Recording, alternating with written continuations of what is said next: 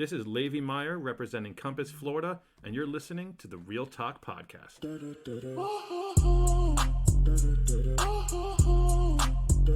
What's going on, guys? Welcome to another episode of Real Talk. Today I have Greg Hart on the podcast. Greg is the head of product at Compass, but prior to joining, Greg's had a 23-year career at Amazon and most recently led the e-commerce giant's video streaming service. Greg's been at the forefront of Amazon's transformation since 1997. During his tenure, he led the development and launch of their cutting-edge tech of the past 20 years. He began his Amazon career in books, then moved on to product management roles, including the VP of Amazon Video, VP of Amazon Echo and Speech, VP and Technical Advisor to Jeff Bezos, and Director of Video Games and Software. Now at Compass, Greg will be responsible for driving all aspects of our integrated product offering, overseeing the company's growing team of product managers, user researchers, and product marketers. So Greg, welcome to the Real Talk Podcast. Thank you very much, Talk. Really thrilled to be here. Thanks for joining. I really appreciate it. Where are you right now? You're in Seattle? I'm in Seattle, exactly. Okay. Are you ever going to plan to move back into New York City, or do you plan on working from our Seattle office? Once they allow us to travel again, I'll be splitting time between Seattle and New York. Okay, that's great. That's good. I'm assuming throughout your career you visited New York City many times. I'm assuming many times. Exactly. Okay, good. Love New York. Yeah. So just to get started here, what I want to do is, just for the listeners, I want to do a couple quick hitters. We call these warm-up questions. We do it with everybody that joins on the podcast. Maybe answer them within a minute each. Where were you born and where did you grow up? I was born in New England and grew up in Seattle. My folks moved out to Seattle when I was 6 years old. As a 6-year-old kid in Seattle, what were you like as a child? Let's see. Curious. Loved the outdoors. Spent a lot of time running around the neighborhood, playing sports, and doing the traditional things that a little kid does, a little boy does. Right. Well, speaking of sports, do you have a sports team specifically that you root for? I have a couple, actually. So when I was a kid, it was definitely the Seattle Sonics, the Supersonics. Okay, throwback. And yeah, when the Sonics won their first and only NBA title back in '79, that was a watershed moment for me as a little kid. And actually, right. Kevin Durant ended up living across the street, long after I had moved out of my parents' house. But he lived across the street from my parents when he was first drafted by the Sonics. Right. Have Seahawks season tickets, so a big Hawks fan. You're a big Hawks and then fan. I'm a big fan of soccer as well, primarily actually European soccer or football. I'm an Arsenal fan for 30 plus years, and then also of the Sounders here in Seattle.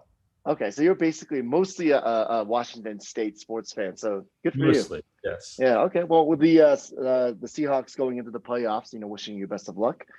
And I am somewhat of a rival to you. I'm a diehard Washington football team fan, and we are in the same NFC division. So I have it in my heart that we've lost to the Seahawks every time we've gone to the playoffs somehow in the last 10 years. It always somehow ends at Seattle. So. Anyway, okay. And then, so what was your first job out of college? My first job out of college was as a writer in advertising. Did some freelance work, and then also worked for Nordstrom, the fashion department store, in their advertising division. Were you involved in journalism or something of English or something of that sort? And I was an English major, and then also was the editor for our college newspaper and worked on my high school newspaper prior to that. Gotcha. Okay, great. Hardest or worst job in your life? Wow. Hardest or worst job? I would say not probably the one that he spent 23 years at. I'll go with I'll switch the question a little bit and go with the most boring job of my life, which made it hard because it was boring. Was one summer in college, I had like 3 or 4 different jobs, and one of them was working on the Seattle waterfront, which has a bunch of sort of tourist piers. Yeah, where the Pike Place Fish Market is. A little below exactly below the okay. Pike Place Market, and I worked in Ye Olde Curiosity Shop, which was like meant to recreate like the gold rush times of the 1800s. And that job, you would sort of switch between different shops, but there were hardly any people who ever came through some of them. And so it was mind-numbingly boring. Okay. Interesting. So as a tech guy, switching gears, Uber or Lyft? Uber or Lyft? I use both, actually. I will switch between the two of them. More often Uber, but I'm not loyal to one. Okay, fair market player. Got it. I haven't checked your handles, but Facebook, Twitter, or Instagram. I hardly use any of them, actually. It's interesting. So many tech people don't use them. So many tech executives don't use social media. Yeah, it's never been a big thing for me. And so, I would say between the three, the ones that I use the most, which is still very sparingly, would be Facebook and Instagram. Got it. Okay, interesting. Our old CTO at Compass also never had any social media presence at all. So you just kind of find that interesting. If you were a tourist in Seattle, what would be the favorite thing you would do? The most favorite thing you would do if, let's just say, you were a tourist or you had friends coming in from out of town?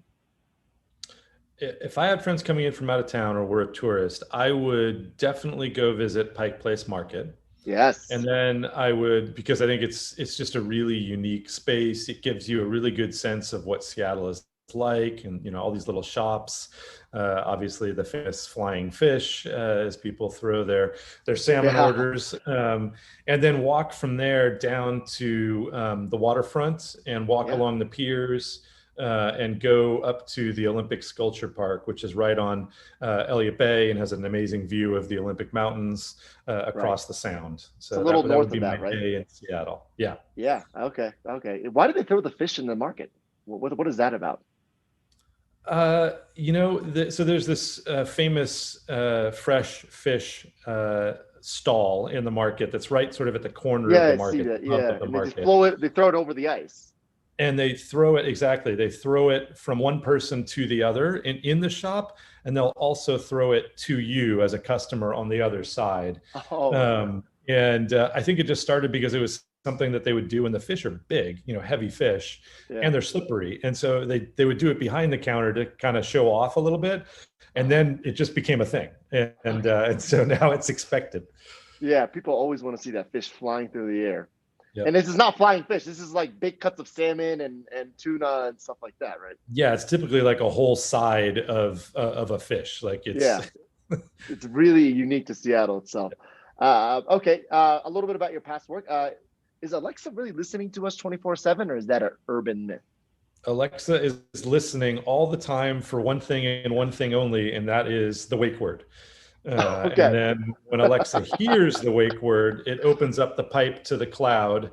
And starts streaming whatever you're asking Alexa to do, so that the cloud-based service can understand and respond to it.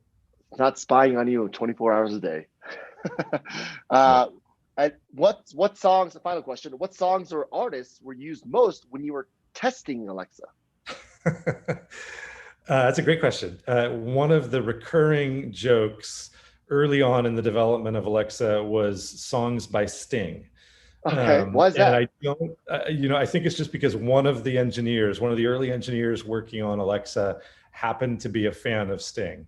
And so we definitely heard a lot of Sting and the Police. My musical tastes are all over the map. And as we were developing it, and trying to fine tune the speech recognition and natural language understanding, being a data-driven tech person, I would create spreadsheets of artists and song names and album names and just test Alexa repeatedly to see if we got it right. And then if we didn't, I would report it and, okay, we didn't get this right. Like, what's wrong? How do we fix the model? How do we improve it? So I tested Alexa with, hundreds and hundreds of artists and songs and album names. Got it. So it's not necessarily just one. I mean, Sting, obviously, but not necessarily just one artist in particular. But you have to kind of go all spectrums. Very Got to cool. go All right. broad. Yeah, got to go broad. Let's start into our main questions here. This main section. We're going to do a little bit more of a deep dive into, what you're doing here at Compass, and how what you did in the past kind of translates to the present. Our first question is, not only did you leave Amazon and come to Compass, a much smaller company, obviously in its very, very early stages still at this point. You started right in the beginning of the pandemic. I mean, I read about you joining us, I think in April, early April. So you made this move from this established company during a very ambiguous time. Were you nervous at all? And did you have any support from your family about this? Because it seems like it's a little bit more of a risky time to do anything. Even can't even travel. I'm sure you didn't even see the team in New York City when you decided to join our team. Yeah, it certainly was an interesting time to onboard for sure. Yeah. But I had a great support from my wife and from my family in doing that. I'd had a fantastic career at Amazon, was very fortunate to have worked on a bunch of different areas. But my wife absolutely encouraged me to make the jump, just to go do something new. And Robert, when he and I were talking about the opportunity, I really felt like it was a good chance for me to take some of the things that I had learned at Amazon and apply them at a company that was at a much earlier stage of its growth, and help it along that journey to hopefully achieve some measure of the success that Amazon achieved over its lifetime. Obviously Amazon is one of the largest companies in the world now, and Compass can be incredibly successful while only achieving even a small fraction of that growth. But I'm immensely bullish about the opportunity that we have in front of us here at Compass. And that to me was one of the most exciting reasons to join. I still haven't met my team in New York, and so I'm looking forward to doing that. Yeah. I haven't met my team in Seattle, for that matter, either. Okay. So it's been a little bit, bizarre, as it has for all of us, adjusting to these last, 8 or 9 months. But it's good. I've been really proud of the way that the team has been able to adapt to COVID and still produce and build and create, great technology that helps make our customers, our agents' lives easier. That to me is really rewarding to see. And as a product person, that's what you want. You want to feel like your product is making a difference for the people that you're building it for, and that it's solving pain points for them and helping them grow their business. So that's been really gratifying to see. When you came to Compass, I mean, before you even signed the dotted line, did you think, okay, what exactly are they building? And did you even hear about us before you even, heard about Compass? Did you know about Compass before someone approached you about it? Oh yeah. Yeah. I mean, Okay. Compass, both because Compass has, a presence here in Seattle. And actually a good friend of ours is a Compass agent. Oh, good. But also I had read about Compass in the sort of, technology press. So I'd seen some of the articles about Compass and had some awareness of it. But I'm sure it's hard. Isn't it hard to see it from the outside, what we're actually building? You're coming in as a product manager. You still, I guess, were you not afraid of the fact that you weren't quite sure what you were getting into in terms of products of what the brokers are using at Compass? People think, oh, we have from the outside, they think they hired another tech executive. They're building tools to potentially replace brokers or, make the aggregators more powerful. Did you have any knowledge or any insight into that prior to joining? Well, actually, in my very first conversation with Robert, one of the things that became very clear to me in that conversation was that Robert had a clear view of who the customer was, and that the agent was the customer, and that we were building for the agent. And that resonated actually immensely with me for two reasons. Like, one, I came from two companies, Amazon and Nordstrom, who are very customer focused and have built their reputation around being very customer centric in their businesses. And so that to me is the right way to run a business. And it was very appealing to me. Two, it was interesting to me because, a lot of the typical technology play is that you map out a value chain of an industry, and then you figure out which part of the value chain you're going to remove and replace with technology. And if you think about some of the other companies that have approached the real estate space, their approach has been more similar to that traditional technology approach. And so I thought it was actually very interesting and counterintuitive that Compass was focused on actually reinforcing the value of the. And as I thought about it more and through the conversations with Robert, that made a lot of sense to me, for a couple of reasons. One, it's not a transaction that as a client, as an end consumer, you go through that many times in your life. And so you don't get, deep familiarity with it. Unlike a lot of other things, like you can envision buying something on the internet if you've bought something from a catalog. And now people are like, a catalog, what is that? And so that's how far we've come, right? Two, it's the most expensive transaction you ever go through in your life. So it's really important that you get it right. You can't return it if you don't like it. You can sell it, but you can't return it. You can't take it back. No. Number three, it's a really long, complex process, as a consumer to go through. You don't understand all the steps. You don't know why all the steps exist. And so having an expert to help guide you through that is immensely helpful. And then number four, it's the most important transaction you ever go through, because it's emotional, not just because of the financial component to it, but because it's emotional. There's more emotion wrapped up in your house and where you live than in almost anything else that you acquire. And so for those reasons, to me, they felt like a really good description of how an expert is absolutely necessary. And if you can make agents, these experts, better at what they do, if you can give them more time to spend with their clients on the things that matter, that to me is incredibly powerful and really motivating. And so those were some of the things that came through in the very first conversation that Robert and I had. And they were really appealing to me because I felt like we could come and do that and build that type of platform. Okay. So I guess this kind of ties into my next question is, what has your personal experience been with real estate? I'm sure you've, throughout your time in Washington, you've sold or rented or bought and maybe even built homes yourself. What has your relationship with real estate been thus far? And have you also worked with brokers in your life?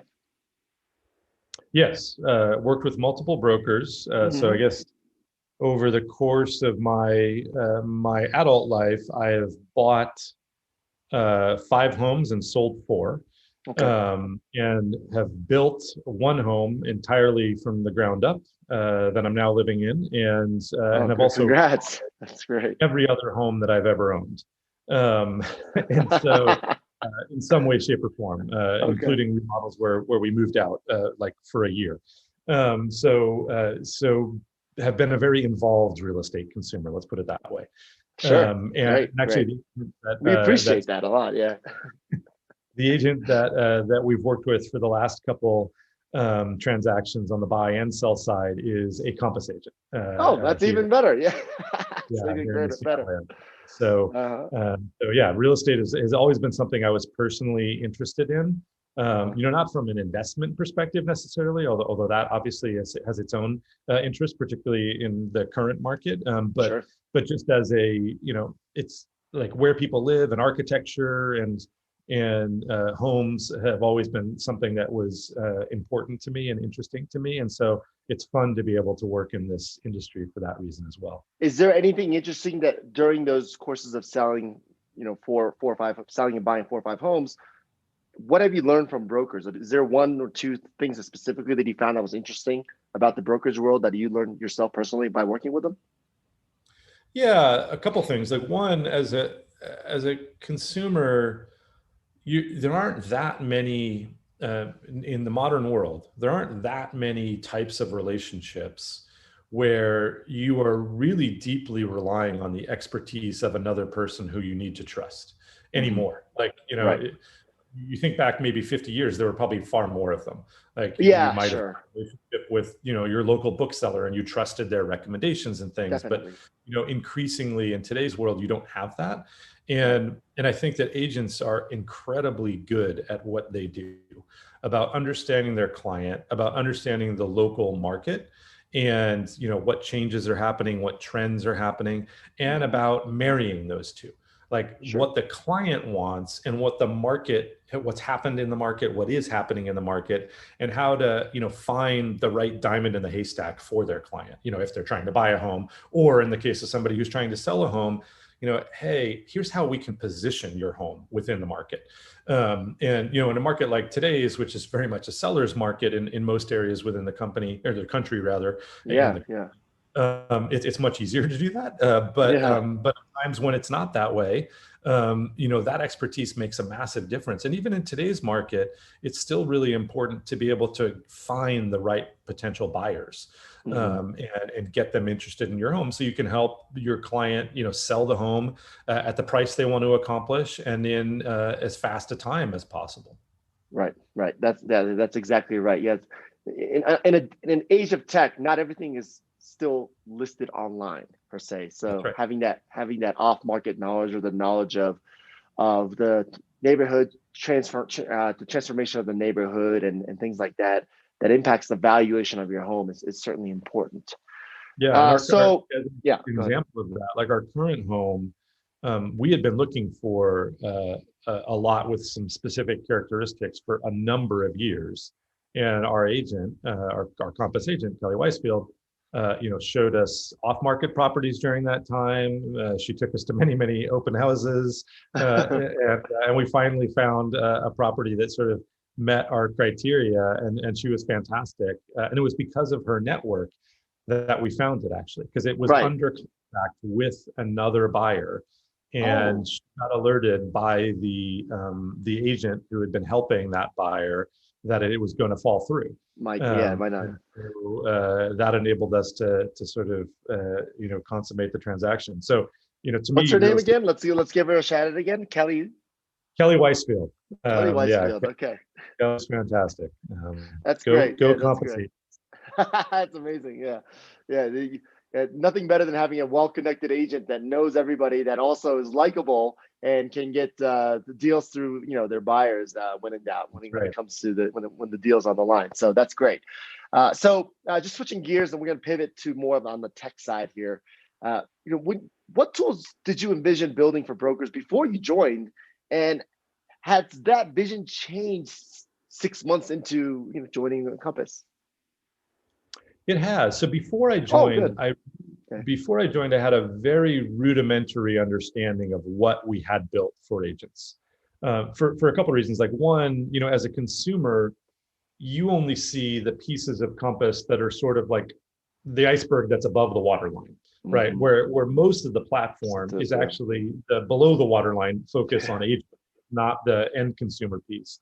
And so, I just had less familiarity with it. And then also I didn't really know what to expect, because I also couldn't compare it to the agent focused capabilities of other brokerages or other tech platforms, since I wasn't an agent. And but I think both Robert and Joseph and others who I spoke with as I went through the interview process, did a good job of being honest about the things that the platform was good at and its areas for improvement. And that's one of the things that is really appealing to me about Compass and the culture, is that people are very, very good about being upfront and honest about what works well, and hey, we got to improve this. It's not working the way we want it to. And I would say that a couple things that became clear to me, after joining. One, I think we've built a number of solutions to pieces of an agent's workflow that are powerful, but I think there's an immense amount of further improvement that we can do through better integration of tools and capabilities to better map to an agent's workflow. Do you have an example? Sure. So I'll give an example of something that the team is going to roll out in the next month or so. Sure. When an agent wins a listing, we know they've won the listing. It comes through the MLS feed, the photos get uploaded. But then if an agent wants to go market that listing, which of course they do, they need to go to Marketing Center and create the marketing pieces that they want to use, the collateral, whether it's a digital ad or a print ad or a postcard brochure, whatever it might be. Sure. We should be able to both be cognizant of the fact that they've won the listing and the photos are there, and we can auto-generate marketing and present it to the agent. Not necessarily that the agent is going to use the auto-generated version off the bat every time, but that it makes it much easier for them to just go tweak a couple things. Sort of in the same way that with like video generator, you can auto-generate a video from the still photos of any listing. And then you can go in and if you want to tweak, some of the wording on it or pick different music, whatever it might be, the photo order, you can do that. And it's very simple. So that to me is an example of sort of anticipating the agent's workflow and the agent's needs to make their life simpler and give them more time to spend with the client. Like our goal should be that an agent has to spend as little time as possible using any given tool to get the maximum outcome for that tool. And that's a lofty goal, of course. But that's the journey that we're on, and we want to keep making continuous improvement on it. Robert Repkin, for those listening, has always preached, even back 6 years ago, 7 years ago, same thing. Agents should not, as much as possible, they should not be working on the quote unquote arts and crafts or the back end of the business. They should be out selling, they should be out meeting people, they should be out pitching. And you're exactly right. If a high volume listing side agent has, they list, let's just say 10 homes a month, and that process takes 5% of their day, that lowering that 5% to 1% of their day is a significant trade-off of time, which enables them to focus on their core tasks. So that's certainly a good tool, and more tools like that obviously definitely helps, not just our clients, but also helps our business. Yeah, give agents like more time to spend with their clients and help make it easier for agents to win more clients. Right. Through using, contacts and CRM and action plans and making it much easier for them to stay in touch with their sphere. Exactly.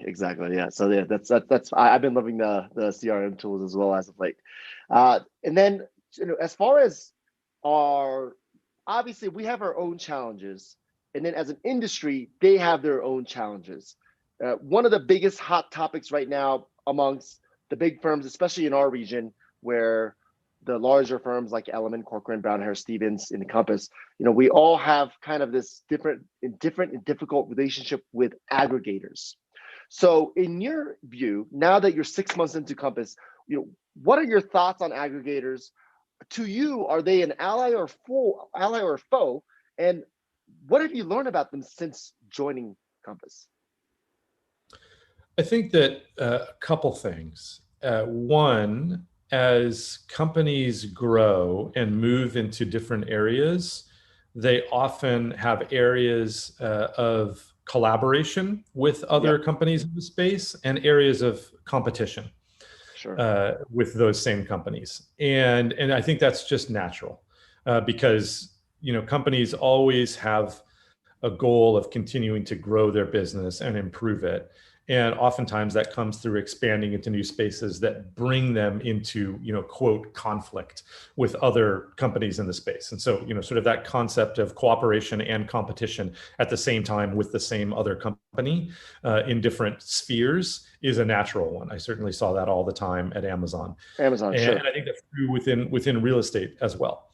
You see that actually in many transactions where the buying agent and the listing agent are from different brokerages, but they are cooperating to create a transaction for their clients.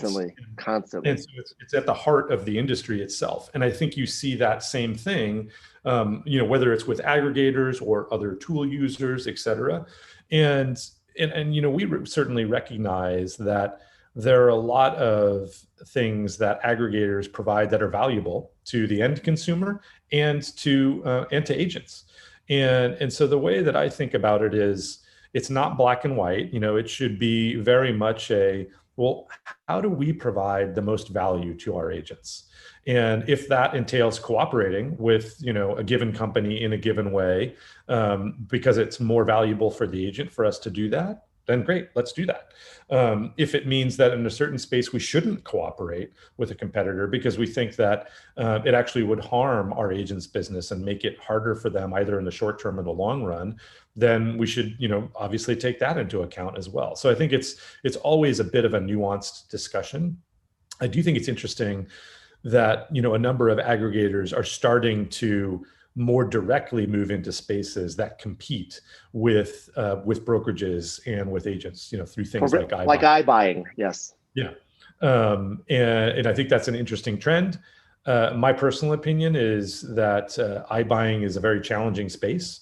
It's challenging financially, and because you're holding on to an expensive asset and trying to sell it as fast as possible, and unless you have some sort of inherent inbuilt pricing knowledge, it's going to be tricky to make that work, and nobody yet has. Yeah. But if somebody is able to crack that, I think that it will be intriguing to see how they do it. I also think it'll be something that is applicable to certain segments of the market and less so to others. I certainly can't imagine selling the home that I live in through an iBuying approach. No chance. Yeah. Or buying a house that would be similar to the one that I own through iBuying either, for that matter. We derive so much value through our relationship with Kelly, our agent, that I can't ever imagine us wanting to step away from that. And I think there are a lot of buyers and sellers out there who are similar to me. I think iBuying, it's seen the most traction in markets where there's relatively homogeneous housing stock, and as housing prices go up on the value chain, that housing stock becomes more heterogeneous. So. Right. Okay. Yeah. No, I think where the aggregators can potentially gain too much power through our data, a lot of brokers have various opinions about that. But you are right. It is kind of a love-hate relationship where we make a lot of revenue off these aggregators as well. So kind of one hand definitely holds the other. So we're running out of time. I have one more quick question. This is a fun question. I know you're a skier. I'm a hardcore snowboarder. What's your favorite mountain to ski in? I'm assuming it might be Whistler because it's right there for you, but you can't really cross the border right now. But tell me a couple mountains that you like and why. My favorite mountain all time is Jackson Hole. Oh, love it. We actually, the last ski trip that we did as a family, my entire family are big skiers. And so the last ski trip that we did was to Jackson in February, and loved it. Had a great time. I hope we have a Compass office there soon. I would love that. Actually, we're about to go to Crested Butte in Colorado, and spend some time there over the next few weeks. And so I'm looking forward. But I would say my favorite mountains are Jackson, Alta, Snowbird, Telluride. Not necessarily in that order. Jackson's number one. And I'm not sure between probably Telluride number 2 right now. But I haven't skied Crested Butte yet, so we'll see how that compares. Okay, good. Crested Butte is a Vail Mountain, Vail-owned resort, and it's nice. It's steep. Hopefully the snow is good when you get there, and it's definitely a nice little town to be part of as well. So, Greg, thank you so much for your time. I really appreciate it. It's a pleasure having you on, and listeners, thank you always for listening to the Real Talk podcast. Thank you very much, Tuck. It's been great speaking with you. Really appreciate it. Great, thank you, Greg. Talk to you soon. Take care. Bye, Tuck. Bye.